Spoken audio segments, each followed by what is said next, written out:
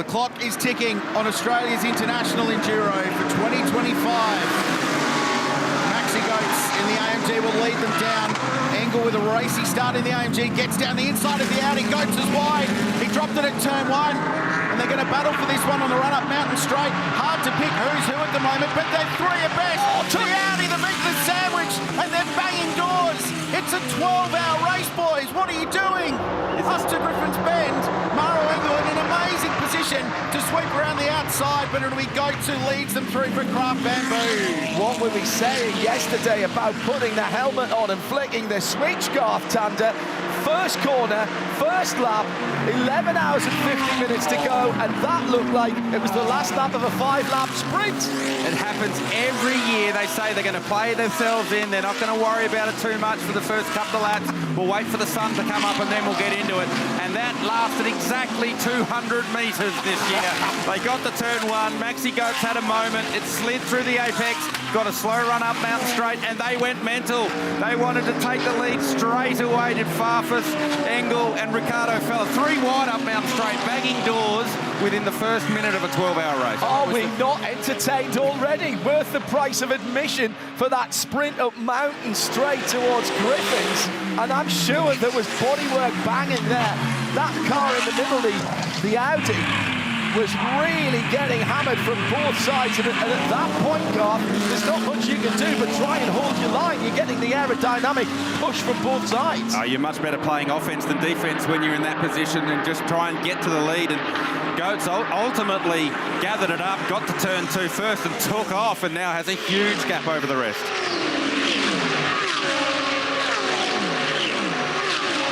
Oh, there are a couple side by side there. So Ricky Fella was second going into turn one. He's 5th now in the 183 Audi and had a massive fistful of understeer, turning the car in at the elbow for the first time.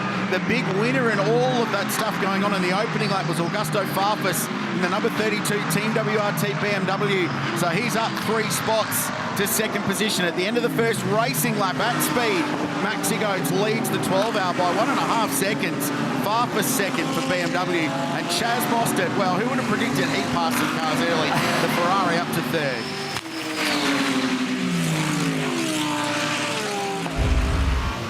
We're on board with Chaz Mostert. He's had a very good run out of the BMW M elbow, and he's lining up a BMW M car potentially to grab second place away.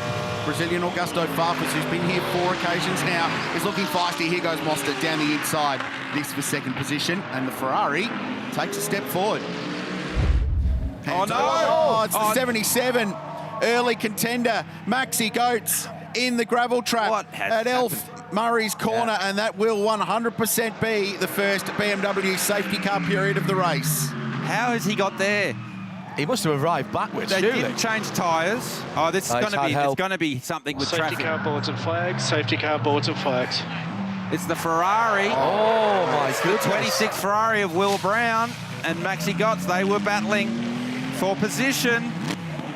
He arrived backwards, as I suspected. You don't get in there and drive in that way around. So now, pick the bones out of that one. Well, Goats is in the gravel trap, and there was contact to the Ferrari. So 2 of our real front contenders has that damaged the front of the Ferrari. Inhibitors must be activated. So we go safety car. All cars now are 80k an hour. BMW staying out seems like a genius call. They have got they bail into pit lane. They have got the free kick of all free kicks, as has Maro Engel. So. Well, the beauty of it is for them, they hadn't even got to the point of catching a safety car because they were on Conrod Straight when that was called. So this is a gift of all gifts for WRT. Exactly what we're talking about. If you can save a bit of fuel, and this is why I like the fact that we've been able to have as long a stint as possible, Garth. Saved a little bit of fuel, opened the window. Thank you very much. We'll take that. Oh, we often wonder and say how professional WRT are, and they win all the big races all around the world. And people often say, geez, they're always so lucky. They're not lucky. They're just smart, and they're Better good. you are, the and luckier you get. Save fuel, make the window as big as you can. If an opportunity comes, you take it, and they have taken it in the first stop. So lights are out. Augusto Farfus. So BMW's overrun the chase. BMW's got a free kick out of this. They've got track position by staying out and taking advantage of the safety car. And Augusto Farfus leads the race down. It's Valentino Rossi behind the wheel of car 46 in second place. It's still wild to say that. Maxime Martin behind the wheel, former BMW driver, chasing the car he drove last year and wide. Ian James, was it? In the heart of racing car it was, and you cannot pass until you get to the control line under the bridge.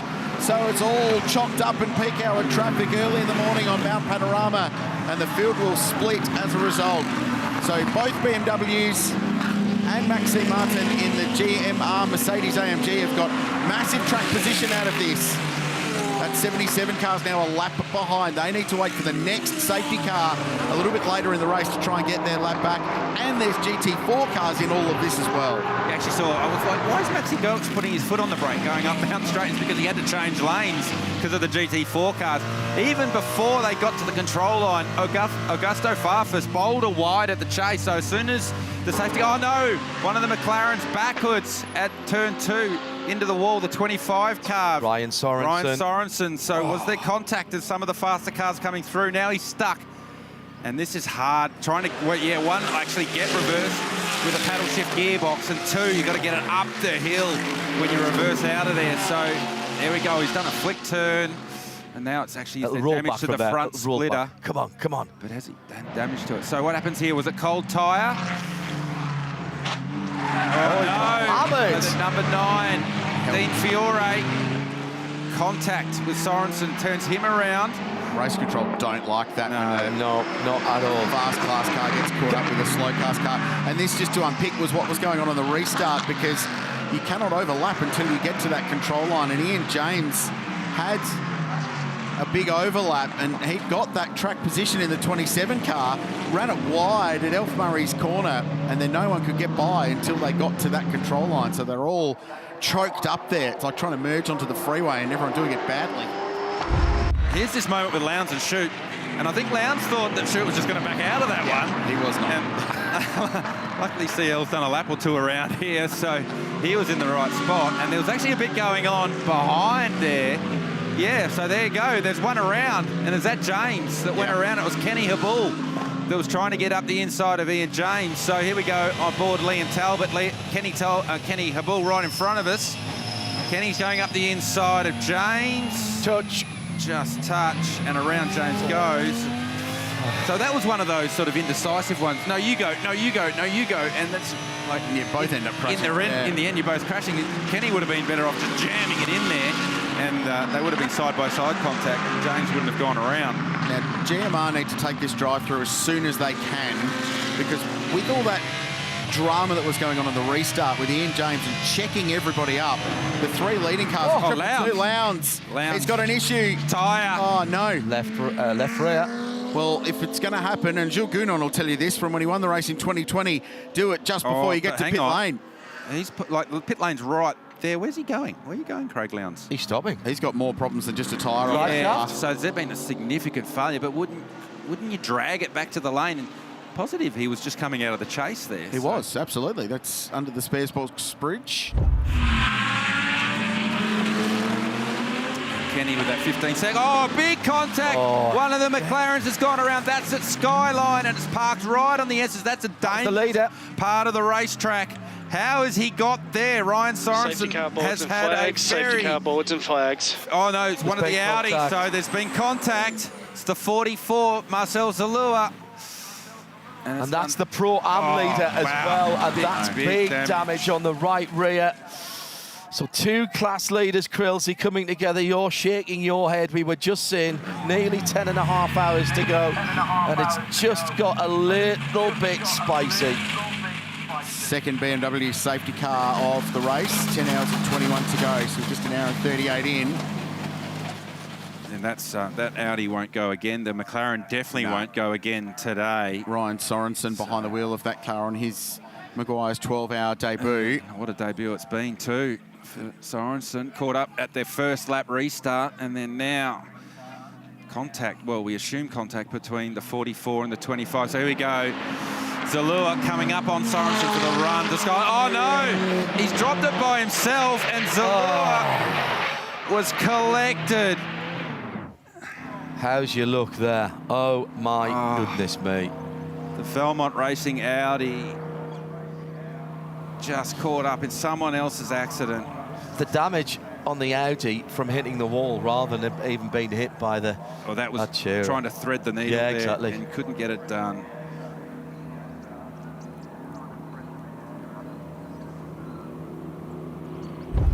Oh no! Oh, car's out.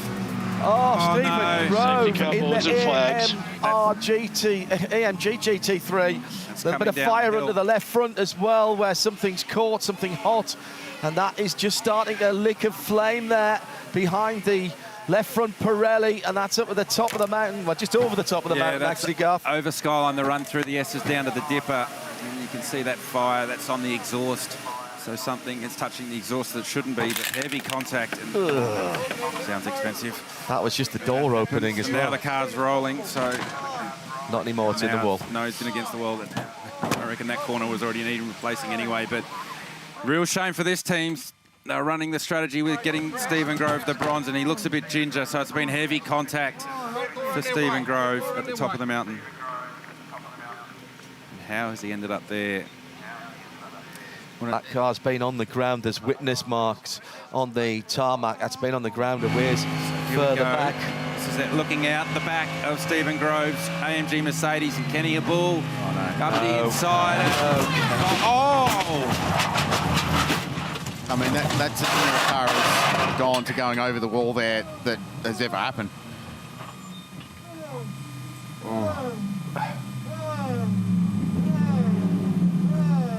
Fair bit of shock, I think, in the cockpit there. You get winded, Stephen Grove, don't you? I think you can see it's taken the wind out of Steve. So just taking a moment. Alistair McVeigh watching on, the performance engineer for that car this weekend. Good news is he got out the car himself, and he's going to be shocked, he's going to be winded, and he's going to have some bruises from the belts. Adrenaline's the best drug of all, isn't it? This again at speed. Have a listen.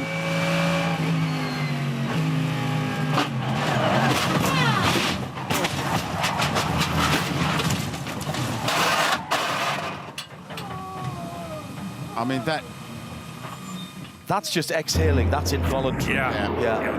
That is literally the wind coming back in your lungs after being taken out of it. And that car had a total rebuild going into this race. It could not have been stripped any more than it was stripped. And the car was as good as it has been at Grove Racing, and now it will need another one. So here we go, on board with Kenny Abul. Well, Steve was out wide and Kenny was on line. I mean, it was the smallest of contact. You almost didn't feel it from Kenny's car. Predictable response from the Grove Racing crew.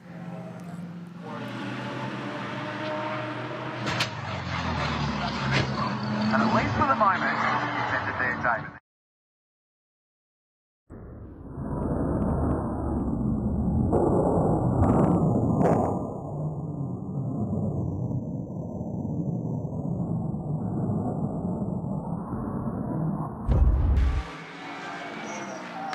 We talked earlier about that misunderstanding of cars and where they place themselves, particularly across the top of the mountain, and that caught those two out. So here we go, Yilden trying to get to the inside and just gets the timing wrong and clobbers the back of the Lamborghini. It looks to me like the Lamborghini may have got off that better than the Mercedes of Yilden, but ultimately contact that neither car needed. And the Ferrari in behind just gets away with that one. And now look, also something we need to be mindful of is the debris on the racetrack, because if someone comes over there and cuts a tyre, that will play certainly a part. And look, Yilden lost a position there. That was Alessio Rivera going through in the Ferrari. Nogera in the pit lane. So gets that opportunity, assuming he jumps out of the car, to change the undies after the big moment at the top of the hill, because... So there we go. We're dodging it. Actually, Yilden gets some of that damage there as he goes through. So hard, you can't dodge Hit his own car. Yeah, that's right. So just run over the back of my car. That's right on line as they exit Reed Park for the run to McPhillamy. And the juice out of this car, so... Safety car. Oh, they got safety car there. For the debris. Absolutely for the BMW debris. again. And BMW, by staying out those couple of laps, opening up that window, has fallen for them again nicely. It's fallen nicely for Craft Bamboo. They're already in the lane. They'll get a half benefit from that, as does the Spirit of Racing team. And we can see on our timing screen, the Aston Martin of Jalen Robotham is in out of 6th place as well. Oh, no, the KTM is going into the garage. And the telltale sign of fluid on the ground indicates perhaps some overheating for the 5-cylinder turbocharged car. We'll follow that story up. The BMW is at the top of the mountain, so they're in the middle sector now, heading down towards the elbow, but the whole field will slow to 80 k's an hour, so the gaps remain relative to each other. Got to take it. Oh, yeah, you pit. They were right on the window anyway. This is their 35th lap. Brilliant. So cars that didn't take it, because they've already stopped, is the 88 and the 911, so they're doing 80 k an hour. Oh no, Superbarn, AMG Mercedes, that's in the gravel trap at the exit of turn 1. James Koundouris is aboard that car right now. That's the silver class 2nd position car, 13th overall. That, if he can't get out there, we go. Safety car boards and flags. BMW's in the leading car. But I would imagine everyone will now come to the lane. We're far enough into the stint. So how did Koundouris end up there? He just lost the rear on entry. And we saw Maxi Goetz right back on lap 1 at the start of this race. Near on 6 hours ago, have the same moment. He was able to catch it, but it's caught Koundouris out. This is actually going to disadvantage a little bit the WRT cars, because it'll put everybody else on the same pit stop sequence. They're, at the moment, quite a few laps better off on fuel than those around them. They've been going longer. Oh, they weren't far away from stopping either, because there's David Russell in the Tagani Motorsport garage, waiting, helmet on, suited and booted. So to John's point, the BMWs were 3 laps to the good of the cars around them, which at this point of the race isn't make or break. No. If you're 3 laps to the good at the end, it might be a different story. The way the safety car was timed, the lead BMW had already crossed the line. The second one wasn't far away, so it was too early for them to commit. Those that have committed immediately, Maro Engel has peeled the GMR car off with the colour bars on it, and the Porsche's in as well. And Matt Campbell just saw the shot, so he was unplugging himself. So his first little cameo in the race will be pretty short-lived by the looks of it. He waited.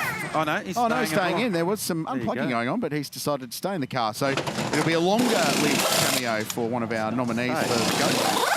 Well, you did nothing for 5 hours. No, exactly. You stay in there and do some work. So brand new set of Pirelli unused tyres going on, unused sticker tyres, or green tyres as we call them in Australia for some reason. I don't know why, but brand new tyre going on. 81-second stop for Engel, so he's out. Have caught the back of the wave bike cars, and Elliott Shute in the Ferrari. He's got to come to pit lane for a penalty. They are lined up. 1, 2, 3, 4, 5, 6, 7 are all there. After 6 hours and 15 minutes of racing, they are all in the same shot, and there's still more lap traffic to come. Glenwood in the KTM. And the heart of racing, Mercedes of Ian James, just up the road, and they will not clear them. The leaders will not clear them before they get to the top of the mountain. So 2 BMWs, 3 Mercedes AMGs, a Ferrari and a Porsche, and just behind them an Aston Martin, all on the lead lap, all fighting for the lead. The Audi's still in the mix as well. The KTM is right in the thick of the action. It's Glenwood. He's vastly experienced and very fast, so does the right thing and gets out of the way before the kick up towards the Worth cutting, and that 1 in 6 climb, the gradient up to the top of the hill. And more traffic now. So Ian James, the heart of racing, AMG Mercedes. This is a tricky part of the racetrack. We've seen dramas with lap traffic already today as they make their way across the top of the mountain. And James is not going to be able to get out of the way before Skyline. They're going to have to queue up all the way down past the dipper. Patience, patience, patience. Frustration, frustration, frustration. I'm telling you that now.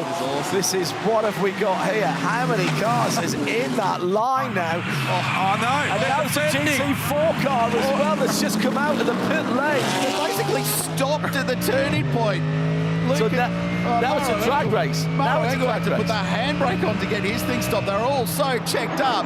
Poor old Daniel Bilski in the GT4 car, absolutely mugged. It's Ian James in the SPS Heart of Racing car. He knows which way is up. He'll try and stay out the way, but at some stage he's got to turn in. Now he'll try and stay out to the right-hand side, which he does. That's 1, 2, 3, 4 gone through. But now he's just got to stay on line. There's nothing that Ian can do right now. Stoltz got caught behind James. Remember last lap he tried to go around the outside of the cutting. He wasn't doing that twice. So somewhere around the 7-hour mark plus will be a good window for these cars to roll in for their next stop. No, that's the Although 103 it Audi. could be right now, kidding me? There's a car in the trap at the chase. And I think you might see the entire field peel off into pit lane, because that's not driving out. And Ricardo Fella. Safety car boards and flags. He hasn't made a mistake and driven it in there.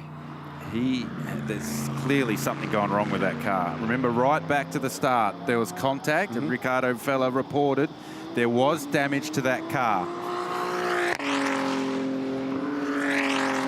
So here he is, coming into the chase, on the brake pedal, and it just, something happens there, and Left front gone. it looks like a tyre or something. It's so Suspension? far away Yeah.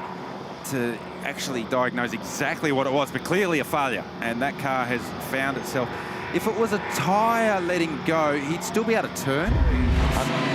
I think that again, you talk about the 1%ers, they're just giving themselves the best opportunity. Big battle going on behind that second place car. It's third that's under dispute at the moment. Chaz Mostert has lit the afterburners again on the number 26 Ferrari. Oh, as in the background. And off goes the, oh my goodness, I can't believe it. Max Martin goes off. I can't remember seeing that before. How has he ended up there? When we were focusing on the 46 coming to pit lane, I just saw it in the back of shot. Well, they're doing their pit stop now under green, so if that car doesn't go... Absolutely, that's a great point, John. The 46 has done its pit lane penalty. Correct. It's in before any yellow comes out. Correct. If the Triple Eight can't get moving, and they go safety car comes now, they can catch the back of the field. Yeah, okay, they lost some track position, Free drive through. but not a lot. Yep. Wow. How did Maxime Martin end up there? There was a bit going on, and I wonder, has he tried to go around the outside? Remember, we saw Lucas Stoltz trying to go around the outside at the sweeper coming out of the chase. Has he fallen foul of that? We'll wait and see. So here we go. See if we can work it out. No, he's by himself. He's gone off. So it looked to me, we're on board the Aston Martin of Jamie Day, and it looked like Day was having to drive through a heap of gravel coming out of the chase. And I wonder whether he's dropped a wheel actually at the chase itself, and then when he's changed direction, has had a tank slapper. But he wasn't going around traffic. That's what I thought, because how else would someone of Maxime Martin's experience have that happen? And Mauro Engel watching from the lane. Here it is, top of the screen. Now. Yeah, so he's Has out he got a wide left foot early. puncture? Oh, man. Did he have a left foot puncture? That was a huge hit. The shot from side on and above from up in ridges diminished, I think, how serious the impact was. But from that front-on shot, how hard it went in, it launched the car off the ground. Watch it. Oh, I can't see for the mirror. Oh, so he's turned, he's got that gravel. So that was the dust that we saw the Aston Martin drive through. So he's got the dust, and then when he's appeared in the next shot, he's out wide, and you're in the grey. So he's effectively ended up where Lucas Stoltz was earlier, but he did it by himself. That's rung his bell a little bit for Maxime Martin. That's don't forget, left-hand drive car. That's his side. So and it was saying that impact was really hard. And once again, Mauro Engel in a competitive car in a shot to win the race is denied at Mount Panorama. We've got a race on at the front of the field, climbing the mountain again for the 200th time. Another little milestone in terms of what's going on the timing and scoring. Farfus just from Ojeda and Mostert. Chan Guven right in there as well as they go past that number 44 repaired Audi, which has to be spirit of the race. Surely getting that car back in many laps down, but they're going to try and get to the podium in Pro-Am. And this is heating up once again. We've seen these little times. Oh, traffic getting in the way. for Chaz Mostert, and he loses touch for a moment as he had to go past the pole. That wasn't traffic, that was That for was past position. position, That was what I'm talking Ojeda. about, yes. So our leaders somehow continue to tighten up. Fafa still leads Ojeda, still from Mostert. Mostert's had a sniff down at Forest Elbow. He's got a good run down Conrod. Ojeda will miss the curb at the kink and defend down into the chase. And that is how you defend in a GT car. You don't need to be on the curb at the kink on Conrod in a GT car. So you signal your intention early. You want to pass me? Pass me on the outside. Yeah. These two both hot in GT3 cars, let alone supercars, because Jaden raced all of GT World Challenge Oz last year, as well as key international events as a Mercedes junior, as an AMG junior. So they're both sharp. And Chank Uvan, who won the race last year, just tacking on and watching the show in front. The way this is playing out, gents, there is every possibility this is the final hour with these four cars. Let's hope so. Oh, yeah. So this is back on board, Chaz Mostert, and it's important there. See the run he got off the dipper coming down to Forest Elbow. That's why he had the incentive to try and stick it up the inside. Ojeda saw him late and shut the door. You got to get up early in the morning to trick me, Chaz Mostert.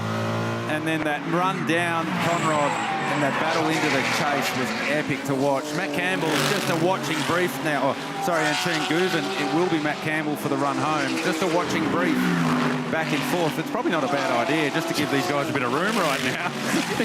just in case. You might find yourself leading sooner rather than later. There's quite the Australian term in sport called a Bradbury, and he's just playing that one right now, I think.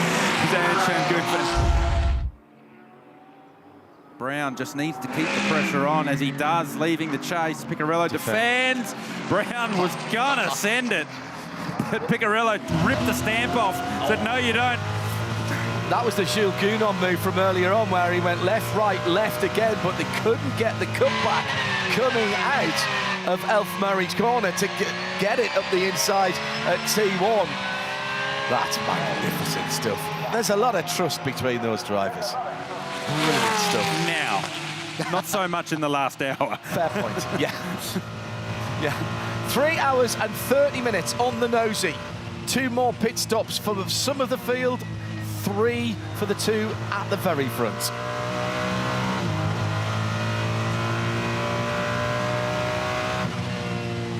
Racing towards the next set of stops. A group of the leaders have pitted. A group are going a little bit longer. So there were 2 strategies unfolding in this race. Jules Gounon leads, needs a pit stop and stops now. Car 75 is in the lane. We're watching a battle between Alessio Picariello in the 911 Porsche versus Will Brown in the Ferrari 296 GT3. They're fighting over 5th and 6th place. It'll be net 2nd and 3rd potentially. Ooh. So they did the same lap. laps. That's big for 75. Yeah, that's huge. I've just made a note, and I've got a little homework task for Richard Trail that I would like to know what the next best AMG stint is after what Gounon just did. But I think that's the biggest stint of the race so far for a Mercedes. So that's massive, because we've known all day that the BMWs have had the best fuel economy. But Gounon's just matched them and kept track position over the 46 while he did it. So that was an exceptional stint for Jules Gounon. As they bolt Lucas Stoltz into the car, 4 brand new Pirelli tyres, a tank load of fuel, and they'll send him on his way. Yeah, that could be among the defining stints of the race in a weird way. We talk about that in Gounon in the past for driving amazingly and so quickly and relentlessly, but that one was going as slowly as you possibly could while still being competitive. This is important. This is important. So don't forget, he was well behind these 2 cars. It was 9 odd seconds behind those cars halfway through that stint. Yep. That gap's closed. That gap has absolutely closed. In that final stint. So you go light a race car against someone who's on a full tank and you put new tyres on, you're going to be in a better position than those around you. So they're all the variables. And Will is about to have a big launch here, but traffic's playing a role. Nicely done. That held Picarello up there, but it's also brought Will Brown onto the rear wing of the Porsche for the rundown Conrod. And we've seen that the Ferrari's very, very strong in the toe of the Porsche. I thought Picarello was off the gas early when they came down the Forest Elbow and it was traffic. Here comes Brown. Will he get there? Wow. Can he get there to the kink? Yes, he can. Does Picarello let him have it? No, he doesn't. Oh, man, he comes right up to the width of the side of the Ferrari. Gives him exactly one Ferrari width on the outside. And they battle on to the final corner. Great call, Garth. Well done. That was awesome racing and really good awareness between the two of them and racing respect between two great racing drivers through the fastest corner in Aussie motorsport. And now we go again. Where's the send? Does it come here at turn one? No, Picarello blocks, but that's going to open Will Brown's exit for the run-up Mountain Straight. That was nice driving by Picarello going through turn one. Just stood him up in the middle. You could hear clearly that he didn't pick the throttle up straight away. Really nice driving all the way around from the chase. And now they go side by side again. This is going to get tasty. Little bit of side arrow effect for Brown. Can he go all the way around? No. The Porsche continues to grimly hang on, but right now they are at the point they're burning lap time. Correct. They're not saving fuel particularly, but they're giving track position away to the two cars in front, the 32 BMW and the 77 car. And while that was going on, I was looking at the timing monitor because I don't want to see overtakes of the cutting. It's terrifying. Better send that memo to Will Brown. Yeah, I think it's fair to say. And Aston Martin signed him as part of their academy for a reason, clearly. But Jamie Day, he is the GT star of the future. Oh, Picarello! He's off. He's finally blinked. And it was without pressure from Will Brown. We heard the tyre shudder in the background. So is the track temperature coming up now to the point where it's starting to affect car balance? We heard a Mercedes of Maxi Gotts up at the cutting on the previous lap have a big tyre shudder. And I just heard in the effect mics, Picarello, as he went through the final corner, have a tyre shudder himself. Boulder wide. Will Brown, thank you very much. He'd been working his backside off of what feels like hours, and ultimately it was given to him by a mistake by the Porsche. From the hill on the outside of Murray's corner with right at the very end as the leader comes into pit lane now. Right. So with 2 hours and 21 minutes to go, based on an hour and 10 stint perhaps with a BMW to the line, they're going to be right on marginal to do this race on one more stop, Chad. Yeah. Bingo, Rich, and that is exactly what they're working towards right now. They've got some fresh Pirellis laid out, and they're going to get one of the Van der Lindes out. Out comes Kelvin, in gets Sheldon, and these boys, the brothers, working in unison. Fuel going in, tyres getting done. No rush with the 80 seconds, but they've got to get it done. But the impressive thing here is that is 35 laps, showing off their advantage that they've got over everyone. Doesn't matter if you're working to laps or time right now. I think they're good to get to the finish on this one last stop, but that is absolutely beautifully executed from BMW to get them just to that window. Yeah, it's a great point, Chad. Well surmised, and they're in such a good position now from a strategy point of view. And those extra 4 or 5 laps over the Ferrari and the Porsche that we've just seen are all the difference in getting to the line. And I emphasise this without any help from the race being slowed down.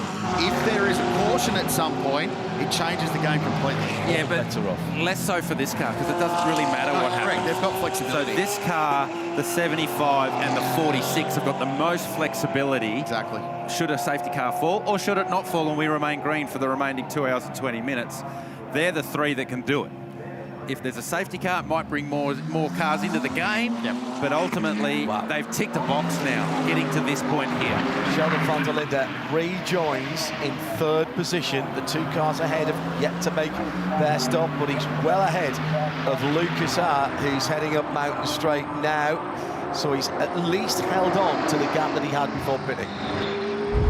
It is turning out an absolute hurler today. In pit lane, stopping car number 46, Valentino Rossi, and he came into pit lane hot, really hot. Watch this. Bump onto the little lip. It's basically a gutter. Here it is. Just a little nudge as he got the car, tried to stop and turn. The couple of question marks over that. Did he have it down to 40 kilometres an hour at the time? And is there any lingering damage as a result? Sounded like he was on the pit lane speed limiter, but he has cracked the lip of the splitter on the right-hand front. They didn't feel the need to do anything with it, and they've sent the car, which has now been taken over by Raffaele Marciello. He's the leader in the pit lane. And speaking of the Elf pit lane. In comes the 75 and just gets that car stopped in time. They got that extra lap in. Beautiful driving from Lucas Stoles. We'll get this back to Jules Gounon to finish off the race. You guys posed the question, what was the pit stop time for car 32, yes? Yes. Yep. 79.7. Now, there's a kicker. It does say in the rule book that there is give or take 1 second, and you're allowed to potentially go inside that 1 second bracket 3 times during the race. So that's a joker stop then. It's a knockout. Wow. I just read the reg myself. Yeah, I remember reading that in the regs myself. Go on, Rich, you've got it there. 4.25.2.1.4. The motor racing regulations pretty dry. Love it. There will be a non-cumulative 1 second tolerance to the minimum pit stop time, which may be used 3 times during the race, which is actually quite a lot. Save you 3 seconds potentially, but so they'll take that, they'll wipe their brow, and they'll walk away. On board here with Daniel Serra as he makes his way out of Forest Elbow for his run down Conrod Straight. Let's hear from Chad in Elf Pit Lane. They'll have to do a driver change on this car, Garth, because if Serra was to stay in it, he would just go over his maximum continuous driving time by a minute. So, mate, moving pieces. It is a game of seconds, this race, and it is every year. And you have to be a rocket scientist to try and work out how all the moving pieces, fuel and tyre and driver time, fits in. The Lamborghini trying to warm its tyres. They were brand new Pirellis that went on that Lamborghini. So Brendan Leach is about to go really fast. And into the lane comes the first of our contenders, and the Porsche follows. So this is on brand for the race from what we've seen, in that these 2 cars have been inseparable. But with an hour and 20 minutes to go, they're going to need serious fuel saving, serious help, or another pit stop to get to the checkered flag from here. And that's a good story. Yeah. That puts a smile on everyone's face, the guy of Valmont Racing Audi back on the racetrack. If it's green from here to the end with an hour and 24 to go, they're not making it. No. You can't save that much fuel here. So you get Chaz in now, for example, and Matt Campbell in the Porsche, and you blaze. You go as hard as you possibly can. You hang on for as long as you possibly can, awaiting the potential of a safety car when everyone's going to pit anyway. You're back on even kill, or you just roll the dice. Yep. And you run it till it goes dry. Yep. Yes, basically. Normally you would say you want to make your last pit stop first, just in case you get the wrong side of a safety car, but this is too far out for that. So these guys, 13 minutes. These guys are basically, they've got no choice at this point. This is a 32-lap stint for both of them. That's what they've been doing in between their visits to the Elfoil pit lane, all through the 10.5 hours so far. The irony of this is that if any one of the safety car periods we've had in the race was a lap longer here, a lap longer there, that could have been the difference between them pitting with an hour and 20 to go or coming in with an hour and 5 to go when you could make it to the end. So it is a game of inches, and they are so close to being in the window, but frustratingly right now they're not in it. And compounding the pain for the 911 Absolute Racing Porsche, their pit stop then. Remember, it's a minimum of 80 seconds stop time, 84 seconds versus 81 for Chaz Mostert and Arise Racing. So not only are they stopping earlier than they like, they stop for longer than they would have liked. And you say it's only 3 seconds. We can't see Chaz Mostert up the road. He's gone because it extrapolates so much more when the cars are only doing 40k an hour in pit lane. This is a battle for position. It's for 4th and 5th, and between the cars that have completed what they hope is going to be their final stop in the race, but we're not convinced it is. They're running out of time. So Chaz Mostert has pushed the go button, and he is flying in the Arise Racing GT Ferrari. The poleman Lucas Auer in front. Mostert looking to go around the outside at turn 2. He's going to have to bide his time. So they've clearly decided at Arise Racing they are going to press on, go as fast as you can, in the knowledge that we're going to have to stop and put fuel in. Yeah, Lucas Auer lost nearly 3 seconds, not on the end of that lap, but the previous one. Chaz Mostert doing a 2:02 against a 2:05 for the AMG ahead of him. He's in full attack mode. Don't forget, Auer is heavier at the moment because he stopped later than the Ferrari to fill the tank to give them as much flexibility as they can manage for this last stint. Mostert's car was one of the first cars in to take the last stop, so his car's a little bit lighter. They've clearly decided they're going to try and get up the road. And we saw earlier with Lucas Stoltz, the AMGs are a little bit lazy for the first 3 or 4 laps while they're full of fuel, and then they start to come to life. And for cars 32, 75 and 46, so the 2 BMWs split in the middle by the car that's finished first twice and was runner-up last year. The window is now open for them to get home on one more pit stop. So that's the race. There's 3 cars that can and 3 cars that might. And here's Chaz in the tow, looks down the inside at the kink and will take that position away. The Ferrari will move to 4th. Yeah, he's 5 laps worse off on fuel than the car that he's just passed. That's the calculation there. All right, if you reckon you're in there, 70 minutes to go, and that, as we've seen throughout the day, that has been achievable. Do you make your pit stop straight away? Do you make your last pit stop straight away? No, you go as long as you possibly can, because you may still get that free safety car as well. That, or the further you go into the race, as Chaz Mostert completes his Elf Oil slick pass down at the chase, uses the toe nicely, and then side drafts his way past Lucas Auer as they make their way down to the kink. Just there, stays nice and close to the rear quarter panel of the Mercedes, gets track position at the kink, and there's nothing Lucas Auer's able to do about it as Chaz closes it down. So here we go. Limbering up, doing a stretch. Kelvin van der Linde, who for many a year has been one of the fastest and most electrifying internationals to drive a GT3 car. Here we go. This is the clutch moment. Right on the edge of their pit window to get to the checkered flag without stopping again. Sheldon van der Linde attacks the pit lane. He's going to hand the race-leading BMW over to his teammate for what could be their final pit stop. And how excited were we in the booth here? Well, me and Gothander came together there as we pointed at the screen at the same time. They've been side by side as we were pointing at the screen. Brand new green stickers. Look, they're just going to be fast. And it's brother for brother as Kelvin van der Linde will get into that car and be told, you've got about 67 minutes, 66 and a half minutes. And that's what separates you from the top step of the podium. Now, banging on the front, started up. Trying to shake all the leaf debris out of the front grille and out of the air intake. So you can see they've blown it out as much as they can.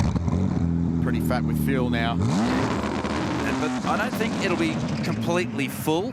They would have only had the fuel rig connected enough to get to the end under full push, like full green, full push. Yeah. Their window was 1 hour and 12, we thought, so they've come in at 1 hour and 6 to go. So there's 3 laps. Yeah. 3 laps of fuel they won't have put in the car. It's enough of a safety margin. Crosses the line. What's the pit stop time? 80.7. 80.7, again, like clockwork.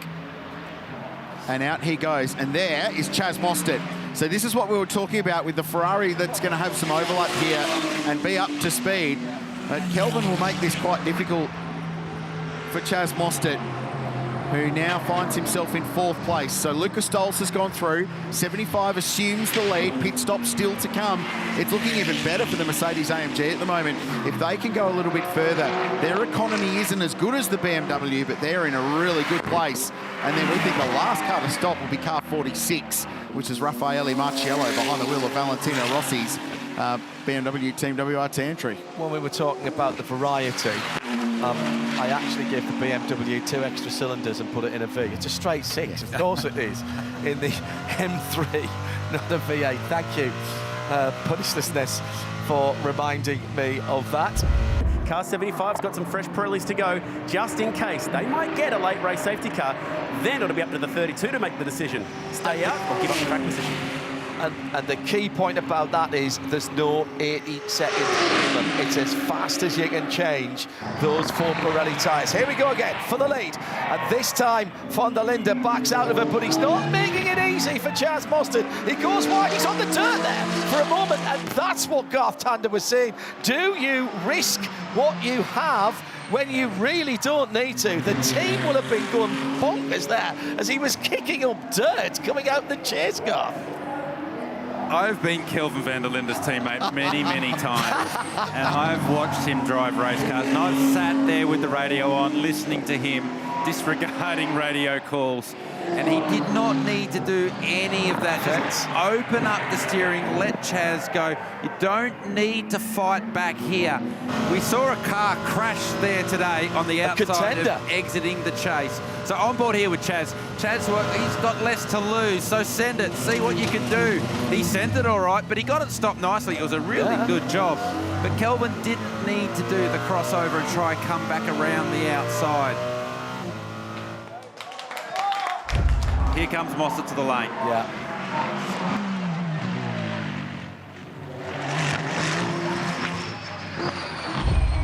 So Kelvin van der Linde's gap now under 12 seconds. 11.8 seconds, and he's... Marciello. This is a spicy run down, Conrad. Marciello getting into the back of the Sun Energy 1 car. Remember, this could be for second and third in the race. This is important. He goes to the outside of the kink. This is enormous. Can he get it done? And he gets it. The BMW moves forward. Spicy, spicy stuff in the closing stages of this one. And Lello has driven 46 up to what we think could be P2 in the race. It wasn't quite the pass on the grass, but it was the push in the dust, wasn't it, as he was going through the kink. That was extraordinary.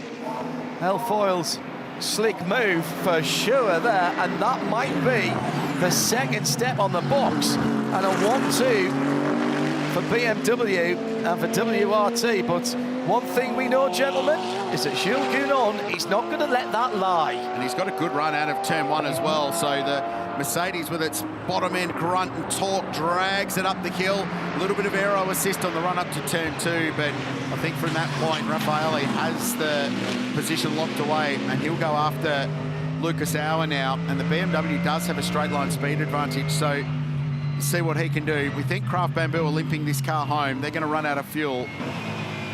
So it was the lap traffic actually in front of Auer that then held the whole lot up, and then Marciello got into the rear of Gounon. So that's why these two are racing hard down Conrad.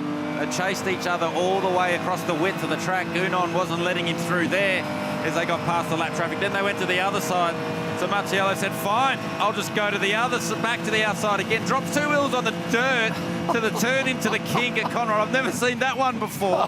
And ultimately gets the job done. Look at this. 2 wheels in the dirt at 280k an hour around the outside of AMG's best GT3 driver. It was literally the pass on the grass. I thought it was just a dust from further down, but my goodness me.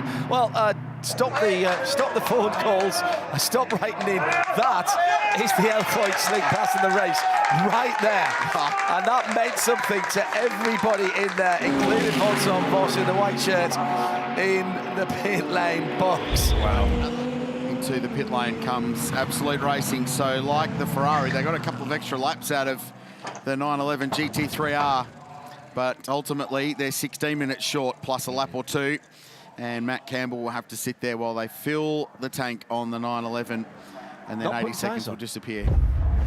And just starting to tighten up a little bit was Sheldon, just a little bit nervous as Auer finally comes to pit lane with 6 minutes and 20 seconds left on the clock. And that now promotes Raffaele Marciello to second. It's a 1-2 for BMW. And Jules Gounon elevates to third for 75 Express. Final lap of the 2025 Maguire's Bathurst 12 hours. That has been an extraordinary race in so many different ways. Oh yeah, we're all going to be nice and sensible at the start, and it was like lighting a firework and running away. It exploded into life 24 hours ago with 3 wide up Mountain Straight. The BMW team, everybody in the BMW team are hopping from foot to foot like expectant fathers in the waiting room. What must it be like to be the Van der Linde family right now? This is extraordinary. It's so rare in motorsport that families. He's one great racing car driver, let alone two. Listen to the crowd.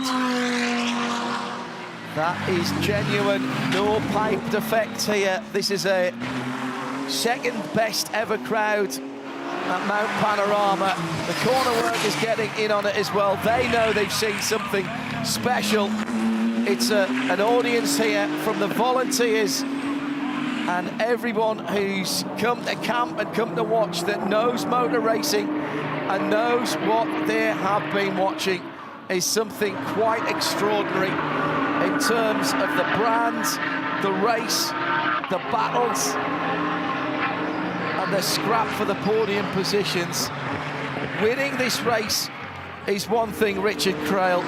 Bringing it home 1-2. BMW M4 GT3, the ultimate driving machine, the ultimate winning machine in 2025. They tried in 23, they got close in 24. Third time the charm for BMW Team WRT. And Augusto Farfus and Kelvin van der Linde and Sheldon van der Linde, his brother, win the Maguire's Bathurst 12-hour. And it's a 1-2 for BMW, with Raffaele Marciello bringing home the car he shares with Charles Vietz and Valentino Rossi on the podium on the mountain. And third place goes to Kenny Hubble, Lucas Stoles and Jules Gounon. 75 Express getting on the podium again with that car. Never not been on the podium in the 3 races it's been here. Right, where is the KTM? Wherever you are on the circuit, watch out for the orange and black KTM. I want you on your feet. I know you can hear. It's gone through. It's gone through. The KTM has finished Maguire's Bathurst 12 hours. I reckon the